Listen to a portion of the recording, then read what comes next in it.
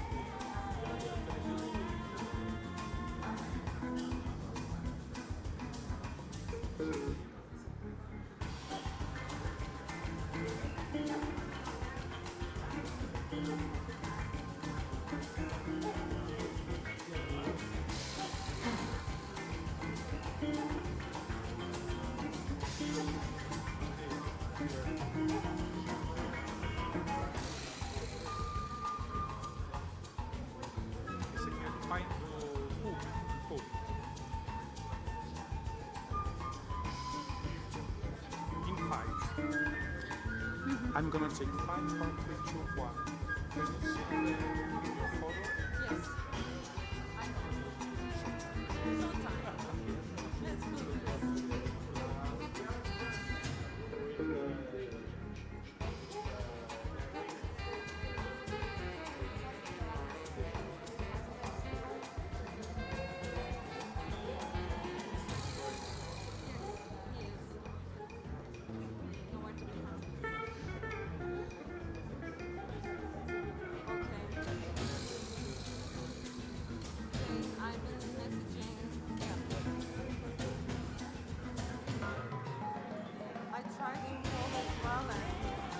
Well, the thing is, he will like in 15 minutes, so I hope he show up in time.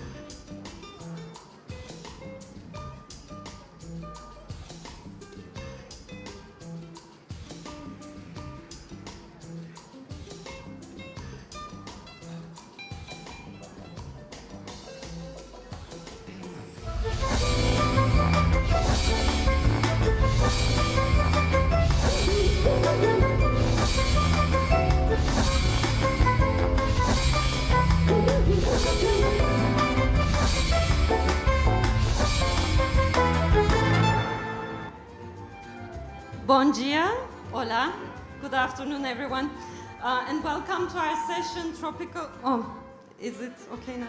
Sorry. Tropical Solutions for Accelerating Circularity. My name is Müge Dolun. I am a program manager at UNIDO's Circular Economy and Green Industry Division, and it is my pleasure to take you through the next hour of hopefully very interesting and fruitful discussion today. This session is convened in collaboration with three key institutions that are driving circularity in Latin America and beyond, namely the Economic Commission for Latin America and the Caribbean, ECLAC, the Organization for Economic Cooperation and Development, the OECD, and the International Chamber of Commerce, ICC.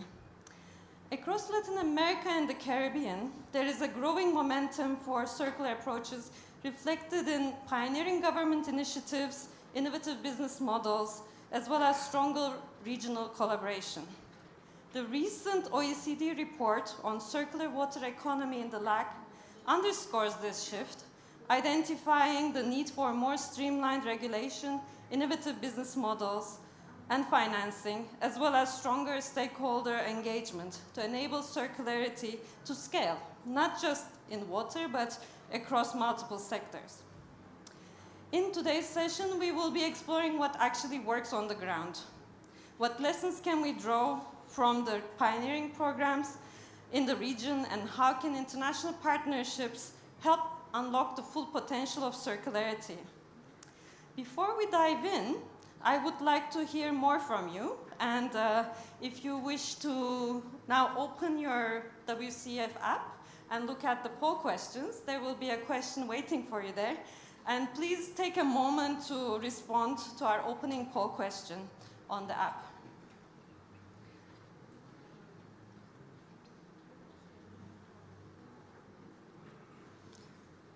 I hope you're all finding it easy to use our QR code and the app.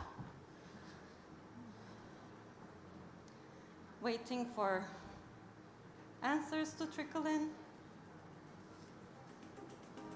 Let me see across the room if I see colleagues. I've given you a homework, I'm sorry, right after lunch. But it's going to be, yes, we already have some answers. And what I see is that most of you think that access to finance is one of the key barriers, followed by lack of incentives for private sector, lack of consumer awareness. Indeed, these issues are at the core of some of the discussions we will have today, and I would like to suggest that you keep reflecting on some of them. Now, what I want to also say before I invite our first speaker is that you might notice that the question tab, also in the World Circular Economy Forum app, is currently live. So both for the in-room and the online audience, we would welcome any questions and comments from you. And there will be a time at the end of the session for our panel members to answer your questions. In order to facilitate this, the timing, I would kindly ask you to indicate which speaker you're directing the question to, and if possible, please pose your question in English. Unfortunately, because of time constraints, it's going to be difficult for us to gather all the questions otherwise. Therefore, now I think it's time that I invite our first speaker to come on stage and join me, and to set the stage for our topic, I'm pleased to invite Luis Krieger from ECLAC Sustainable Development and Human Settlements Division, to share his opening remarks on the challenges and opportunities for accelerating circularity. Thank you, Luis. Thank you. Thank you, Muj, for this introduction. Good afternoon, everybody. Good afternoon, members of the panel. I will present some introductory notes to this panel. My presentation is centered around what we have been doing at ECLAC, the Economic Commission for Latin America and the Caribbean. We are based in Santiago, Chile, working for the Division of Sustainable Development. and how we see the priorities for accelerating the circularity in our region. First of all, we have to recognize that the linear economy is thriving, not only here, but all over the world. And this fact has consequences: desertification, biodiversity loss, water scarcity, climate change, and a wide range of social impacts. So our mission, the mission of circular economy, is to promote a decoupling of the economic development, economic growth, from the use of natural resources. This is the main idea, to promote this decoupling. But of course, this idea of decoupling is a challenge, our notion of prosperity. We should develop a broader comprehension of what human needs are, and the prosperity cannot be only a material prosperity. Recently, we gathered some organizations under the flag of the Regional Coalition of Circular Economy for Latin America and the Caribbean, and we produced this circularity gap report for our region. The idea was to generate a baseline of circular economy in our region, and we found this figure, this metric, meaning that our circularity metric is less than 1%. We are not talking about recycling rate. We are talking about the circularity of material circularity, the whole economy. We have less than 1%. It's quite low. One possible explanation is that we have in our region very weak databases. And with weak databases, we have this weak figure. This is one possible explanation, and that's true. But it's also true, we have to recognize that we have a low level of circularity. The good news is that we could improve this figure, as, for instance, the potential for ecological cycling, for instance, is more than 40%. Is the double of the global average. So here we have possibilities to increase this figure. That would mean that we have a better management of biomass. If we think about kind of regenerative agriculture, regenerative cattle ranching, for instance, we could raise this figure and have a better level of circularity in our region. At the same time, we used some econometric models to analyze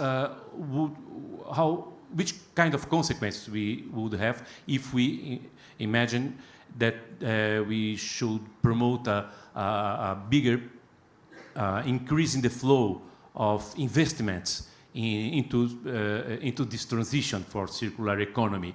And we found that, for instance, the job creation potential in Latin America and the Caribbean region is quite high. Considering the agro-food system, we could generate more than 4 million jobs. If you are talking about manufacturing and waste management, we could have almost more 2 million jobs. So this is a very interesting perspective. And at the same time, if we analyze the food system, for instance, we could reduce the material footprint and the carbon footprint in a very consistent way, considering the circular food production and reducing loss and waste and promoting a balanced diet. So if we are talking about generating jobs and reducing our material and carbon footprint, we are talking about decoupling. So these potentials are quite good news for us. At the same time, we also using econometric here, econometric models, we also try to understand which macroeconomic consequence would have if we reduce the use and increase the level of circularity of four raw materials: fossil fuels, plastics, metallic materials, and construction materials in 4 countries: Chile, Colombia, Mexico, and Peru. And we found, in this case, using these econometric tools, we found that we could have grow in the GDP, we could generate a lot of jobs, and we would reduce the emissions. So this is a very interesting scenario, and this is the ultimate goal of our desires and our efforts. So this is what the future generations need. And of course, we have some barriers to reach that potential. We have been analyzing the kind of barriers that we have, and we have trying to organize initiatives and actions to overcome these barriers. And the barriers are more like traditional barriers that we have in trying to strengthen the transition towards circularity. One of the main barriers is the lack of legal and public policy frameworks, meaning that we need national strategies for circular economy. And the role of governments in this case are absolutely important, are key in promoting these enabling conditions for the transition to the circular economy. And not only the national strategies or roadmaps, but its components like regulatory instruments, financial instruments, good metrics, good indicators, and a good governance. Governance is also key in this sense. So we have been working hard in trying to implement these enabling conditions in our region, and we do believe if we materialize these enabling conditions in several countries that we have been working all over the region, if we materialize these possibilities, these enabling conditions, we will boost the transition towards circularity at the production chains level. So that's our intention, that's our mission. The humanity needs there. The humanity needs our efforts in building these enabling conditions for a better, sustainable, and circular future. So have a good panel. Thank you very much.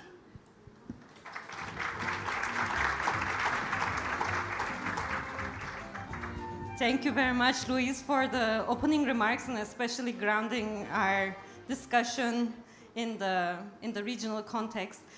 Now it's my pleasure to turn to our panel of distinguished guests, and I would kindly invite my colleagues, Ms. Veronica Alegre, the co-founder of Mygotex, Mr. Ambroise Fayol, from the Vice President of European Investment Bank, if you can join us on the stage, and Mr. Lucas Maciel.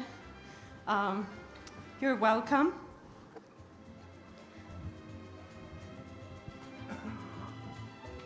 As you can see, we have a panel that brings together quite diverse perspectives, both from government, industry, and international finance.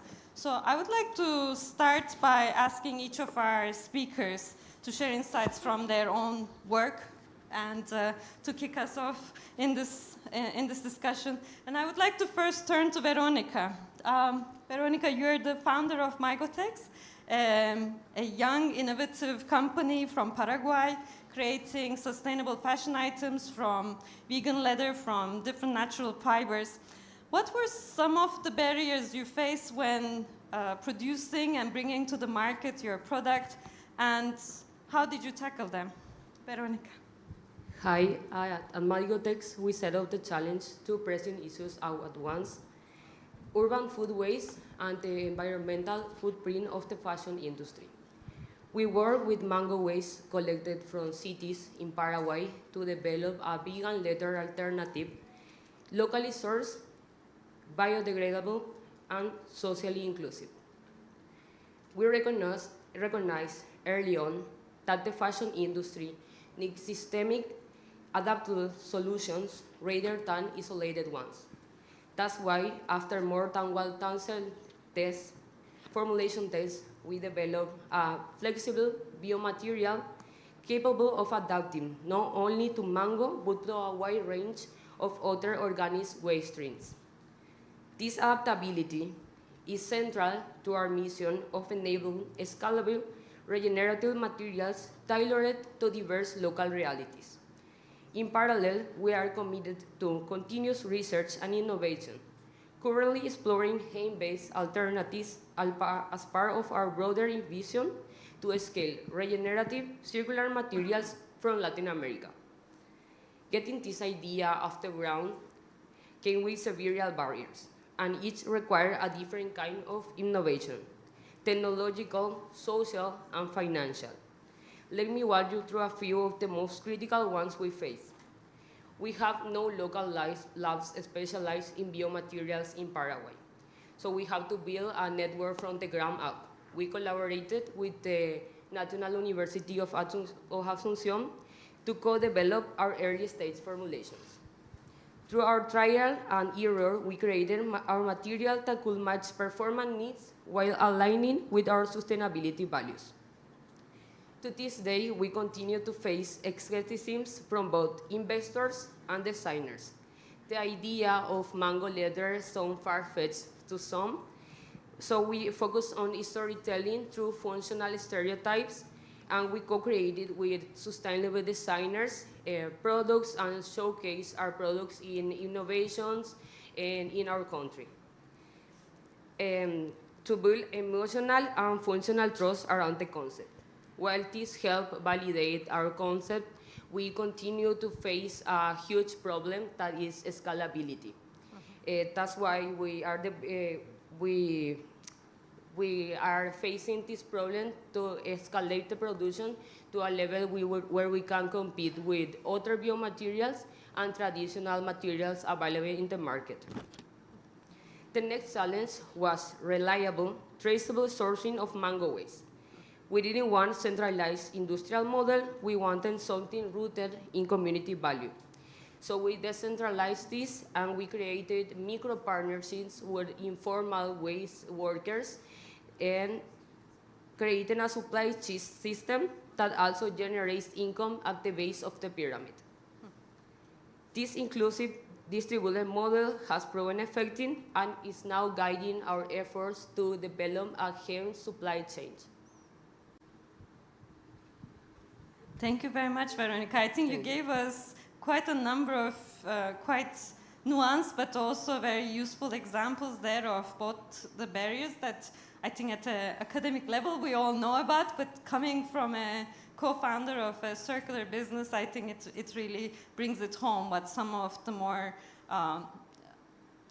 sort of specific challenges from laboratories to testing the products to actually bringing them to the market and competing with the conventional products. I think we will come back to in the second round and talk a bit more about how we can actually support businesses like you going forward.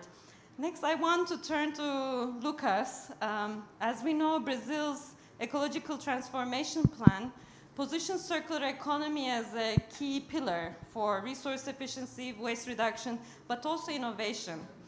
Could you walk us through how this ambitious plan is planned to be scaled up and rolled out? Thank you. Hello, Milj. Is this working? Thank you for your question.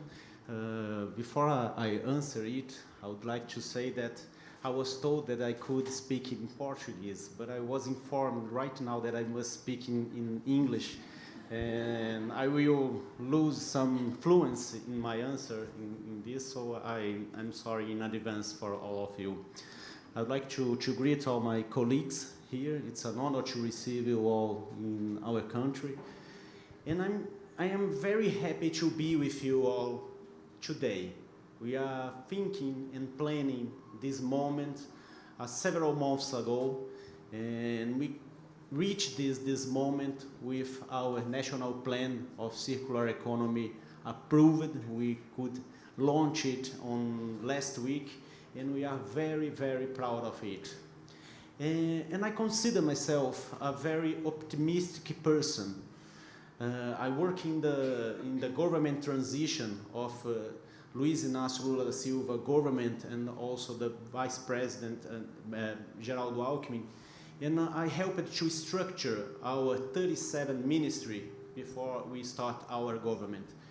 And even with all my optimism, I never imagined that after 2 years and 5 months of government, we would be able to see what we are seeing in Brazil right now. Our industry grows more than 3%. It grows more than the average of the rest of the world. We are growing a lot in our industry. We reach 40 position in a list of 160 countries that more industrialized in the last year. And the incredible is that we industrialized ourselves at the same time that we reduce our gases emission. On last COP on Baku, we announced a reduction of 12% of our gases emission in Brazil. And all of these, because we reduced by half the deforestation in the Amazon. We reduced by a quarter the deforestation in our savanna Cerrado. This shows us that it's possible to combine economic growth, industrialization with sustainable development and respect with the environment. But there is another thing that we was able to do in this last 2 years and a half. We reduce our inequalities in a level that we never saw before. The inequality rate in Brazil is in the lowest level of our history because the employment rate is in the highest level. The health of the poorest people increased a lot. So we combine industrialization, respect to environment, and social inclusion in Brazil. And why I think it's so important, all of what we are doing right now, because we are facing probably one of the greatest challenge of the humankind. We are tackling with astounding climate change. We are seeing a huge biodiversity loss and a huge pollution in the entire globe. It's entirely impossible to tackle with all this problem without consider the role of Brazil. I think Brazil is central. It's strategic to humankind to deal with the problem. Our great reserves of forests to climate regulation. We are the owner of 20% of the biodiversity in the world. And we have a huge contribution in the energy transition and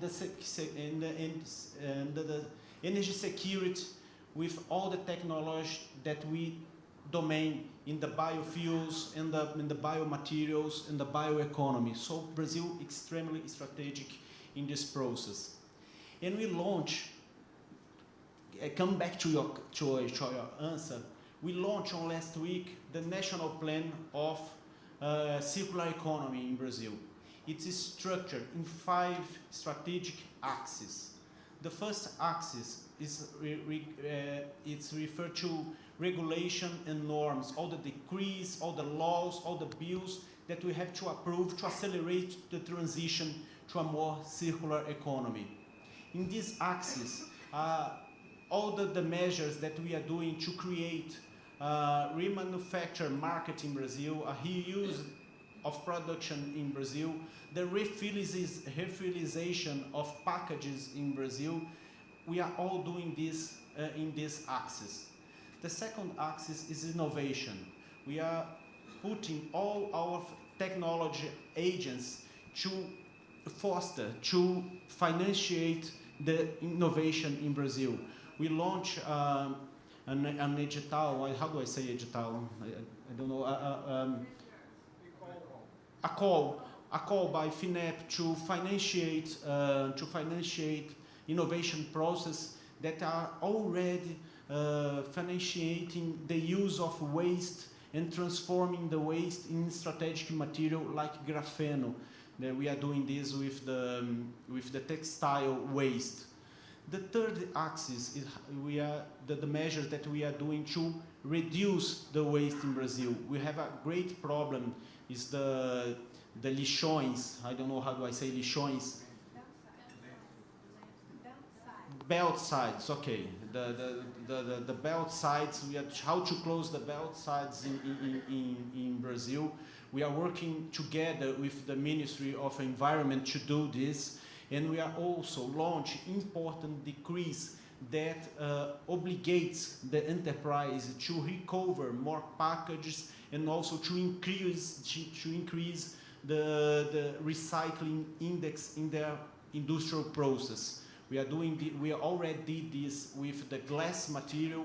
We will launch a decree to the plastic material soon, and also we will launch the paper and other ones. The fourth axis of our national plan is related to the financial instrument to accelerate the process to a more circular economy. Our main public bank, the BNDES, launched recently with us a fund, a match fund that are putting money to financiate cooperatives of waste pickers and projects of recycling plants. And one of the most important measures in all of our national plan of circular economy, we have 17 strategic actions in our national plan. If I could choose only one of all the 70 actions that is in our plan, I would choose that one that I will say to you right now. We are working in a reform of our constitution in a way to take the bi-tributation problem that incides in the recycling products in our country. We will take off the taxes, and by this measure we will promote much more competitivity to the recycling products, and with this I think we will do a huge acceleration towards a more circular economy in our country. Finally, the fifth axis of our national economic plan, circular economic plan, related to the interfederative articulation. It's very important in a country huge as Brazil to work with states and municipalities level to improve our selective collective programs, to improve the quality of our cooperatives of waste pickers, in a way that we are very happy to be here in this important forum and work with all other countries to accelerate the transition to a more circular economy. I think that is very important in this contest, and I would like to thank you all. Thank you. Thank you very. Sorry.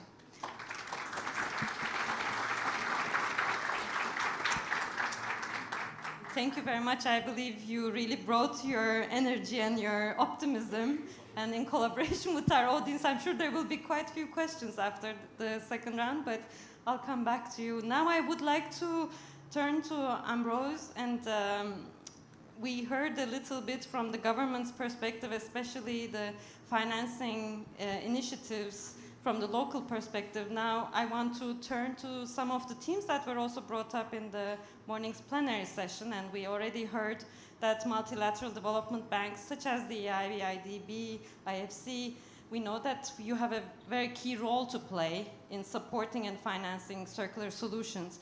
Now, I would like to ask you, in EIB's experience, what are some key approaches that are working well, that can be replicated and scaled up globally, and especially in the Latin America region? Thank you.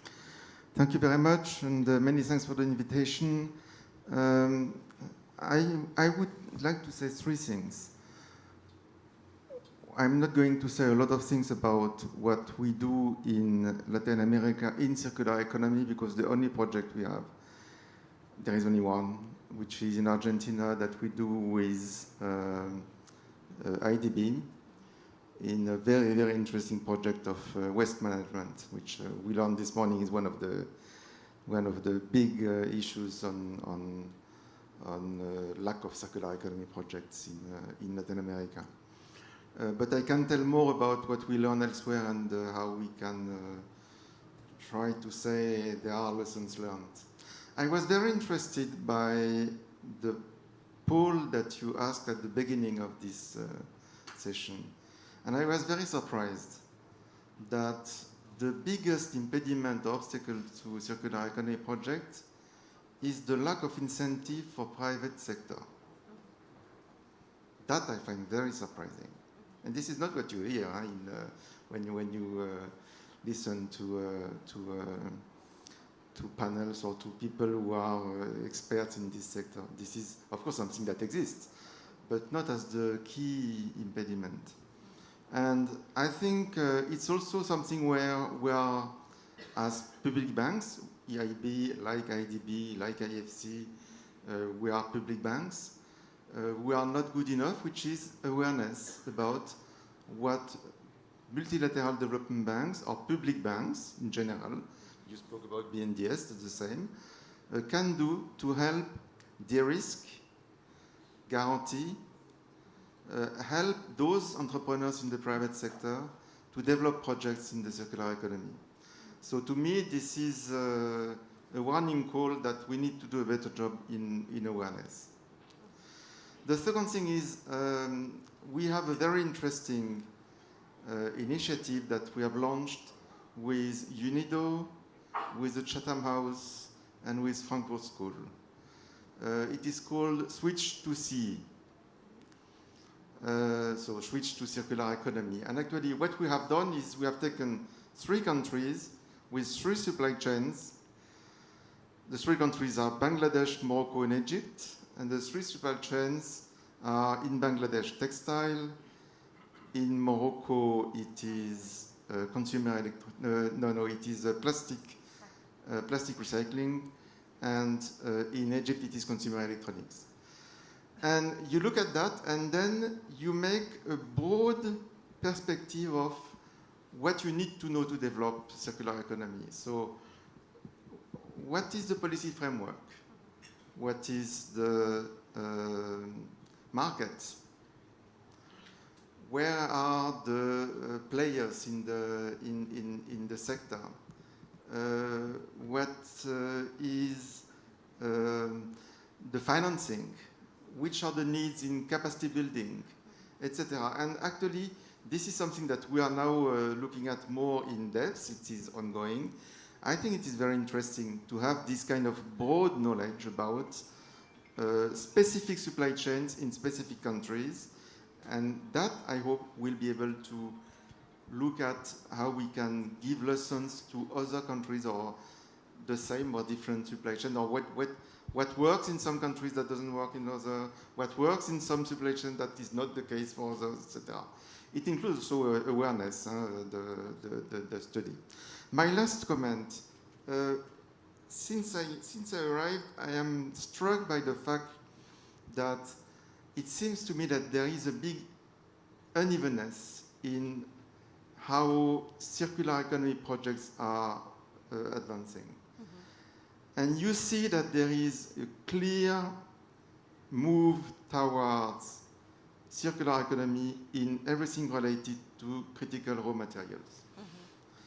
And I think why, I ask myself why, and probably there are 2 reasons for that.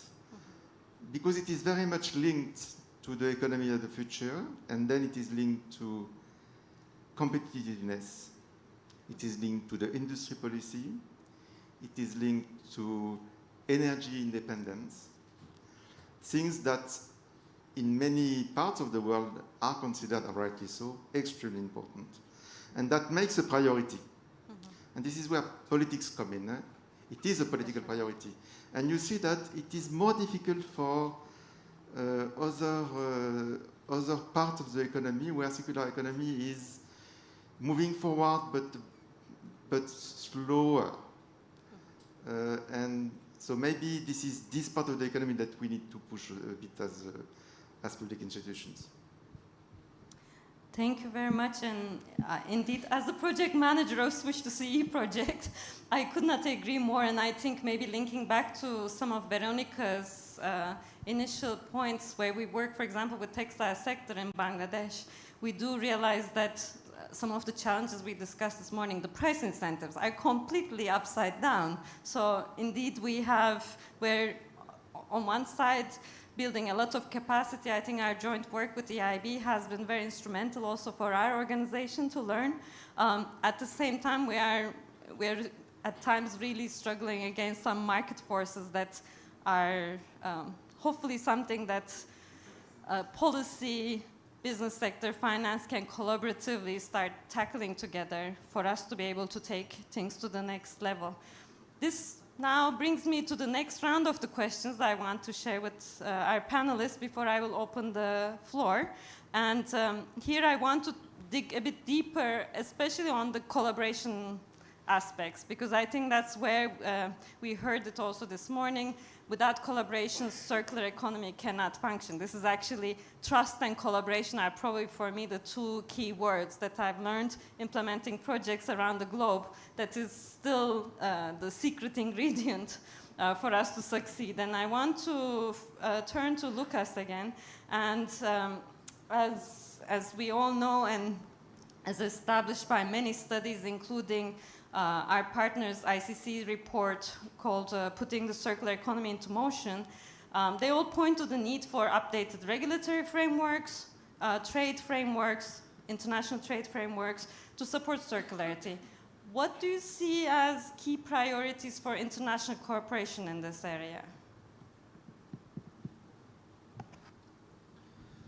Well, I think that we live in a very difficult moment with great geopolitical problems that very recently that we are seeing the biggest economy of the planet getting off of all the environmental treaties, getting off the responsibility with the trade system. We are seeing the collapse of the multilateral organization. So it's all of this contest increase the responsibility of the remaining countries that still believes that's important to respect the environment, to include people, to foster the democracy in the world.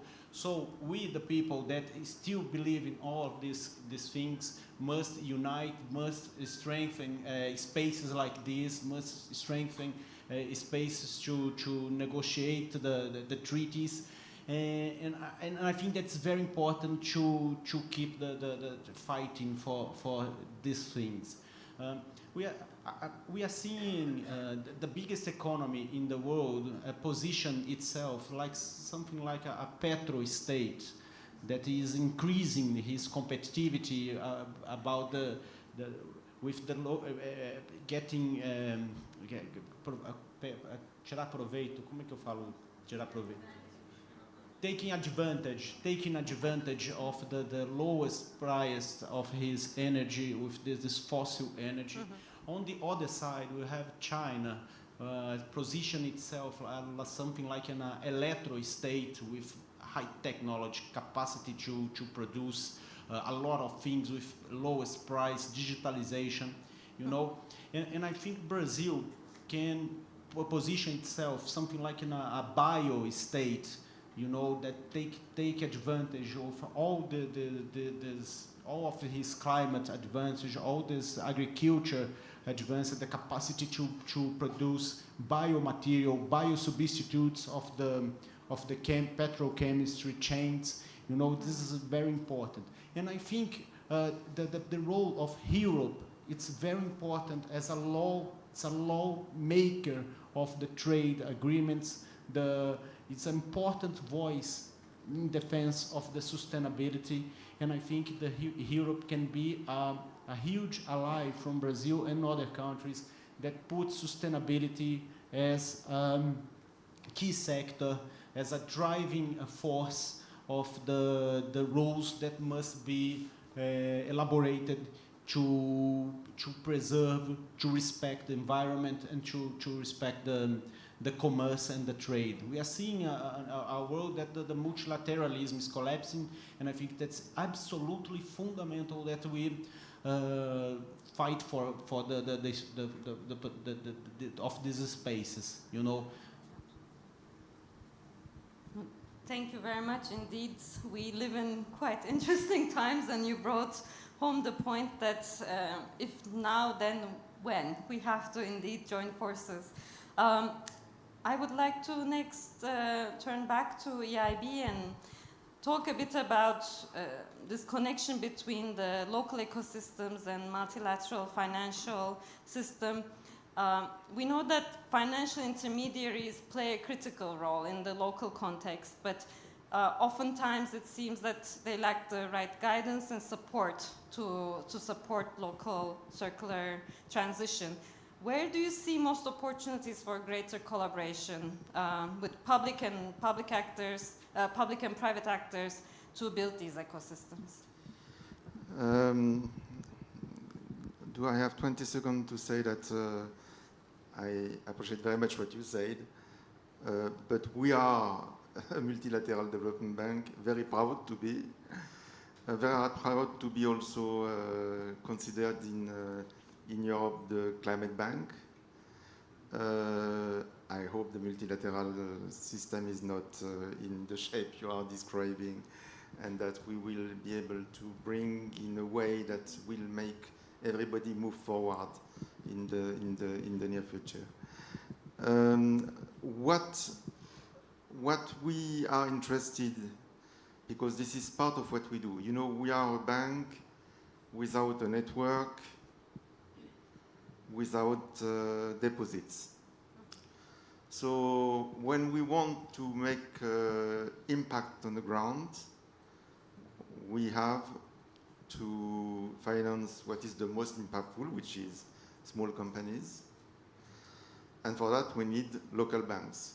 And that's what we do. We finance local banks for the local banks to finance SMEs in the country where they operate. And talking about circular economy, this is where we see that we face one of the biggest difficulties, which is in those local financial institutions, there is a lack of capacity.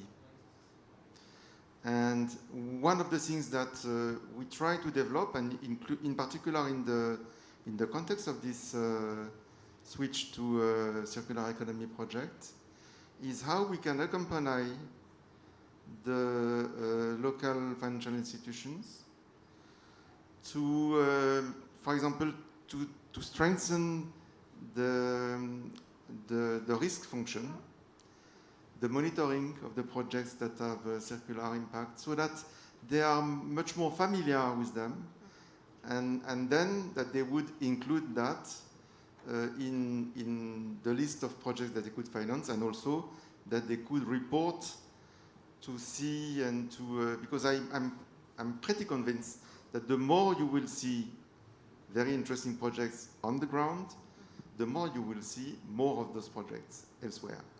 And so if we can help through this capacity building, through this technical assistance, to build capacities inside institutions who want to do more on circular economy projects, I mean, we are very much willing to do so because we think it's part of our mandate.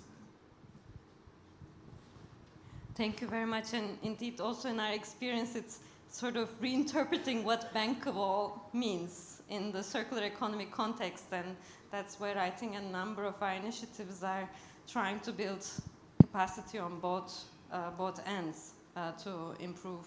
Yes, please, if you want to respond.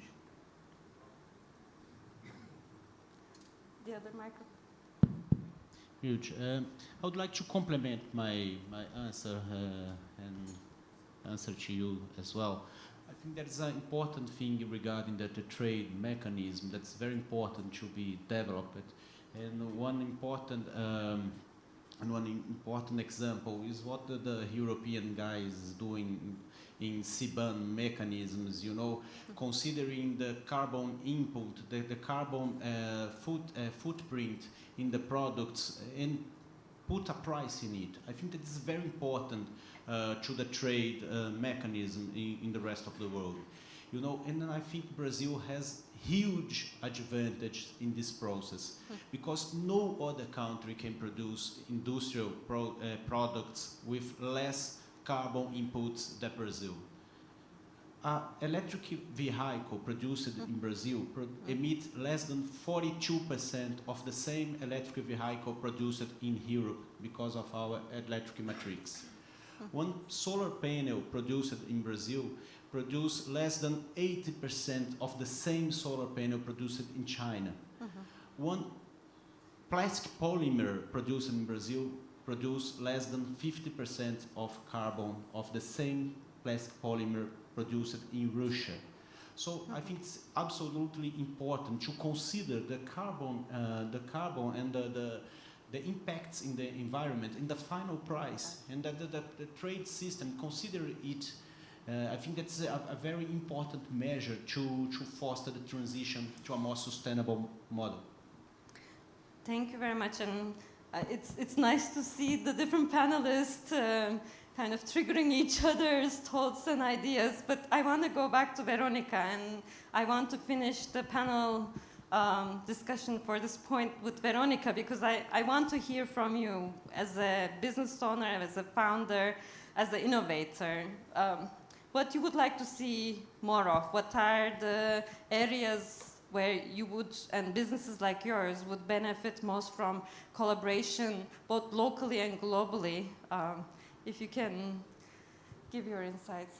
I see collaboration as a necessity. From Latin America and the Caribbean, we can lead regenerative material solutions if we invest in science and we collaborate with bigger actors. I think that it has to be a collaborative, systematic change, because a huge problem that we had with Mygotex at the beginning is that we didn't have databases or biofabrication hubs, anything like where we can collect information. We had to investigate a lot to achieve what we achieve, like the prototypes we have. But it doesn't matter that we have the best biomaterial available in the market. If the market continues to incentivize other materials, hazardous materials like polyester, we can compete in prices, and we can compete also in performance. And I would like to add that you mentioned it in your earlier points, but it's also, for example, there's a major role to be played by standards bodies. In fact, your initiative was supported by another UNIDO project working on quality standards and basically supporting circularity from the perspective of quality institutions. So collaboration really goes beyond just government financial institutions and private sector, but we have a number of enabling organizations in this ecosystem, from local governments to standards bodies, to laboratories, that really all need to come on board and to be able to actually incentivize the private sector, but also provide the common playing ground, basically. So once again, your insights are really helpful for us to picture what the whole ecosystem looks like, because it really goes beyond. So now actually we have quite a bit of time, and I see some questions were already coming through the app. So I am going to attempt reading them out. Where possible, I had asked if the colleagues can indicate which speaker the question is addressed to. So let's see if when I start reading, I'll get to that point. I don't know what the question, who the question is for, but so it goes. What can be done to obtain lines of credit for circular economy projects that are affordable for small businesses, especially since interest rates are not beneficial for those who take out these loans? Government subsidies to lower interest rates are not, and I can't see the rest. I think it was actually cut out. Okay. I believe the question would probably first go to Ambroise and maybe to Lucas. I fear it is for me, yes. Can you, yeah, okay. Okay. No, but it's a very fair question, because indeed it is something that many of our clients or the clients of our clients are often asking. I'm going to make, and I apologize for that, a general response, because I don't know the case. The advantage of multilateral development banks like EIB or like IDB is that their mandate is to support projects of that type. They are AAA rated, and that has a strong advantage. We borrow to lend on the markets, but because we are AAA, we borrow at very long maturities and at very cheap rates. And because we are public institutions, we are not here to maximize profits. And so we make our beneficiary clients benefit from that. Now, what we, in our case, and I think this is behind the question, the client is the bank. It's not the SME at the end of the lane. And we know that. And what we ask the bank is at least to transfer to the SME a significant part, and that can depend on, I'm not going to go into the details, but to transfer to the SME a significant part of the financial value added. So at the end of the day, yes, it is interesting, normally. It is interesting without any idea of subsidy, or it can also be combined with grants from other institutions, from trust funds, from foundations, from the European Union, in our case. But the basic idea is, because the financing SMEs, in this case in circular economy projects, is something that is of a policy interest for the European Union, we are ready to transfer the financial advantage we have to the bank locally that is financing the SMEs, for the SMEs to benefit from these conditions.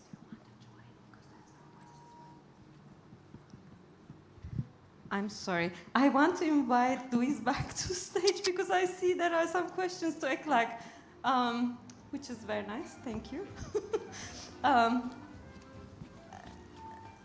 I simply want to ask if Lucas would like to add anything, or if Veronica would like to add anything on the previous question on interest rates and subsidies before I move to the next question. Yes, I totally agree with the participant. That's necessary to reduce the interest rates of the loans direct to financiate the transition to a more circular economy. I totally agree with this.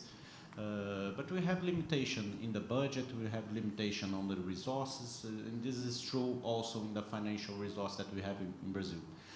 We are tackling this targeting other areas, such the development, through the development of new financial instruments, something like the one that I mentioned in the BNDES, that a fund of matchmaking fund to financiate the cooperatives and recycling industries, plants in Brazil.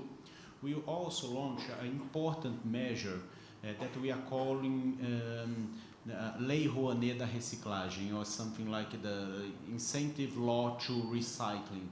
We are giving discount in the wealth taxes declared by people and enterprises who invest on recycling projects. You know, people and enterprise who invest in circular projects gets a discount on his wealth taxes that is must be paid once a year, 1 to 6% of discount. I think that's an interesting way to put money to foster the acceleration. And also we are doing another measures to increase the volume of financial volume to accelerate this process. But we are also working off all the nets of our public banks to increase the variety of and the attractivity of the loans direct to the circular economy. I would like to Please. add something. Hello. I would like to add something. I think, like in particular for the fashion and textile industry, specifically funds that are dedicated to this industry could be a really good incentive. Absolutely. Thank you very much. The next question is actually quite interesting contrast to some of the other topics we picked up on the session, and I'm very happy Luis joined us back on stage.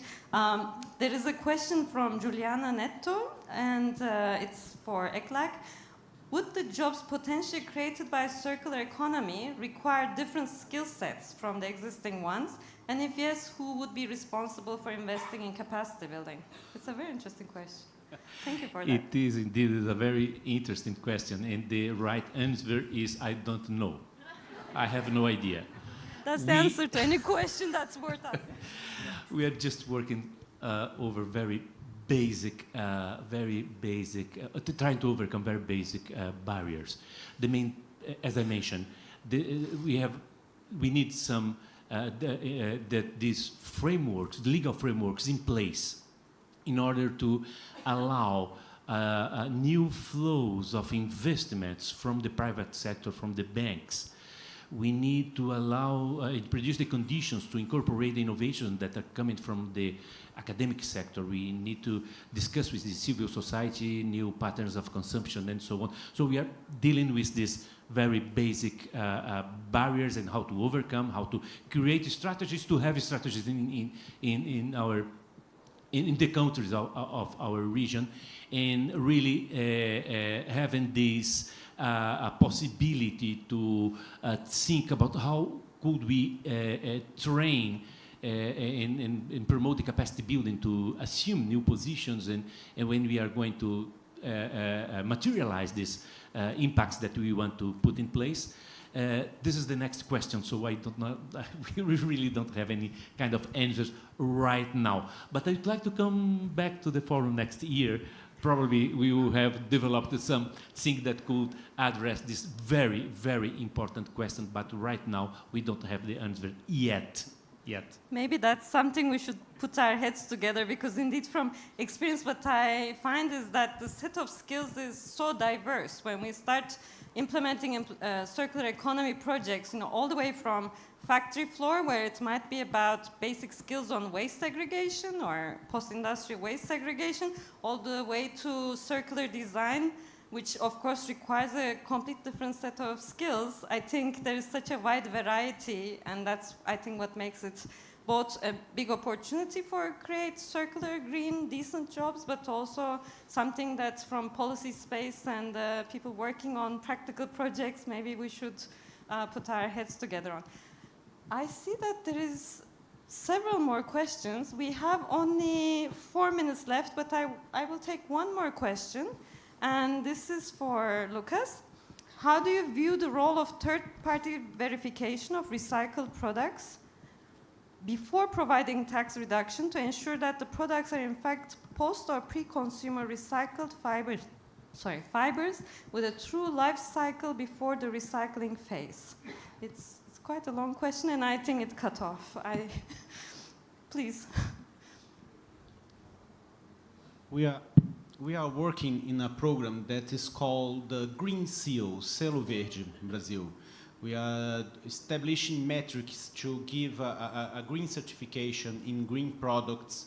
And one of the areas is just like the recycling content in some material. We are looking for textile, and we think that this sector have a huge potential to benefit from public procurements and tax incentives with the increasing of the recycling content in the fibers. The same rationale can be applied in other sectors as well. As we are advancing in this area, much probably we will need the third-party certification in the environmental certification process. We are already doing this in partnership with ABNT, is our major norm agency in Brazil in this. We are also working within Metro, and I think that we will advance in the standards and the regulations in this process in Brazil as well. Absolutely, thank you. And I think it builds on many years of experience in the space, in the sustainability space, where, of course, these efforts have to go hand in hand. Basically, I would like to then wrap up taking the questions, and I would like to thank my colleagues, our panelists, for sharing their valuable insights and their time this afternoon, and for all of you for your engagement, also to support translation from Portuguese to English at times, but it was a very nice detail that the audience, unfortunately we don't have mobile phones, so we were not able to talk face to face, and this was a good opportunity. I believe today's session we took on quite a number of different topics that all relate to each other, and we had these very diverse perspectives, and I think we all agree that yes, there are barriers, they are very real, we live in interesting times. At the same time, we have these dynamic actors, we have pioneering programs, and there's a lot we can learn from each other and scale up and reproduce in all regions, and especially in Latin America. So I believe some of the lessons here today will be quite critical for all of us, the partners designing this session, to continue the discussion and hopefully develop new ideas together. Finally, to only highlight a couple of accelerator sessions in case this discussion tickled your curiosity, I want to highlight there are so many to choose from, and I'm sure you're using the WCEF app to see where to go, but maybe you want to check a couple of sessions in the 15th on Thursday and Friday. For example, there is a business exchange for new circular markets on May 15th in the Pullman Villa at 9 a.m. There is ECLAC's accelerator session measuring progress and promoting circularity through public policies, also on the 15th in Pullman, Sao Paulo. There is harmonizing finance guidelines to unlock circular economy investment, again related to our topic, I believe led by IFC, in the afternoon on 15th in Pullman as well. And finally, I will promote a UNIDO session. It's called Economic Drivers for Circularity, Secondary Materials and Beyond, on Friday at noon at Intercontinental. So with that, I would like to wish all of you a wonderful rest of WCF, and thank you very much for your attendance. Nice afternoon.